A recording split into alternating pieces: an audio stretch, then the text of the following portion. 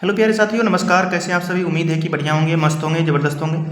तो दोस्त, आज हम लोग पढ़ने वाले हैं इकाई 3 का गौ सूचना प्रौद्योगिकी उद्योग। इसमें सभी क्वेश्चन आंसर को करेंगे। चलिए डायरेक्टली चलते हैं क्वेश्चन आंसर की तरफ। जितने भी क्वेश्चन आंसर है सभी क्वेश्चन आंसर को आपके बीच लेकर के आया हूँ और सभी क्वेश्चन आंसर को आप कॉपी किताब के साथ बैठेंगे और पूरा अच्छी तरह से क्वेश्चन को देखते चलेंगे।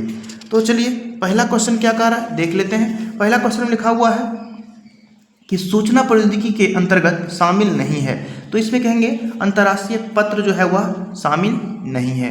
नेक्स्ट दूसरा क्वेश्चन जो है लिखा हुआ है, सूचनाओं को शीघ्रता से भेजा जा सकता है। किसके द्वारा भेजा जा सकता है?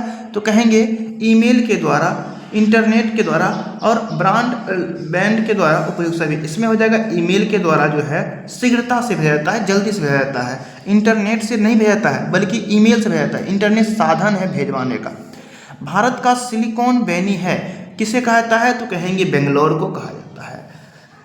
उसके बाद अगला क्वेश्चन है, सॉफ्टवेयर कंप्यूटर के अंतर्गत है। सॉफ्टवेयर कंप्यूटर के अंतर्गत एक प्रोग्राम है। सॉफ्टवेयर कंप्यूटर के अंतर्गत क्या है? एक प्रोग्राम है। उसके बाद लिखा हुआ है, इलेक्ट्रॉनिक उद्योग की स्थापना के लिए आवश्यक नहीं है। तो जल की आवश्यकता नहीं होती है, क्योंकि जल से क्या होती है? करंट आती है और इस वजह से काम करने वाले मजदूर को दिक्कत होगी, इसलिए जल की आवश्यकता नहीं होती। बाकी दोनों चीज़ की आवश्यकता होती है। अब चलते हैं क्वेश्चन आंसर की तरफ। ईमेल क्या है? पहला क्वेश्चन लिखा हुआ है, ईमेल क्या है? तो कहेंगे ईमेल क्या है, इसका आंसर किस प्रकार से लिखेंगे? तो देखिए, लिखेंगे ईमेल का पूरा नाम इलेक्ट्रॉनिक मेल है या इंटरनेट के माध्यम से संदेश भेजने और प्राप्त करने का एक आसान और तेज तरीका है। ठीक है। क्वेश्चन नंबर 2 क्या कह रहा है? सूचनाओं के आदान प्रदान के लिए सबसे पहले किन साधनों का उपयोग करते थे? तो कहेंगे प्राचीन काल में सूचनाओं को आदान प्रदान करने के लिए विभिन्न तरीका का इस्तेमाल किया जाता था। कुछ प्रमुख तरीका इस प्रकार है, जैसे ध्वनि संकेत ध्वनि के माध्यम से बोल करके, पक्षी संकेत, पक्षी संदेशवाहक पक्षियों के द्वारा, भित्ति चित्र, यानी कि आप देखे होंगे, आप पढ़े होंगे हड़प्पा सभ्यता में जो है कुछ चित्र बने हुए निकले, कुछ चित्र दिखे थे, तो उसमें क्या है? भित्ति चित्र हो जाते हैं, यानी पत्थरों पर, किसी दीवारों पर चित्र बना करके, यानी कुछ लिख करके संदेश भेजते थे। संदेश है वो आने वाली पीढ़ी के लिए। और मौखिक परंपरागत क्या होती है? यानी कि मौखिक रूप से जो होती है वो मौखिक परंपरागत होती है, यानी मुख से।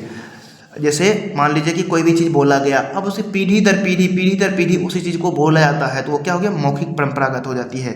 इस प्रकार से संदेश पहुंचाने का काम होता है। यानी पुराने ज़माने में कुछ आपको भी कुछ ऐसे लोगों की आपको याद होगी, कुछ आपको बोला गया होगा कि पुराने ज़माने में ऐसे होता था, अभी ऐसे हो रहा है। तो वही चीज़ हम लोग सुनते आ रहे हैं, देखे नहीं बल्कि सुनते हुए आ रहे हैं, तो वो क्या हो जाती है? मौखिक परंपरागत स्रोत हो जाती है। अब तीसरा क्वेश्चन है, बेंगलोर में सूचना प्रौद्योगिकी उद्योग का विकास क्यों संभव हुआ?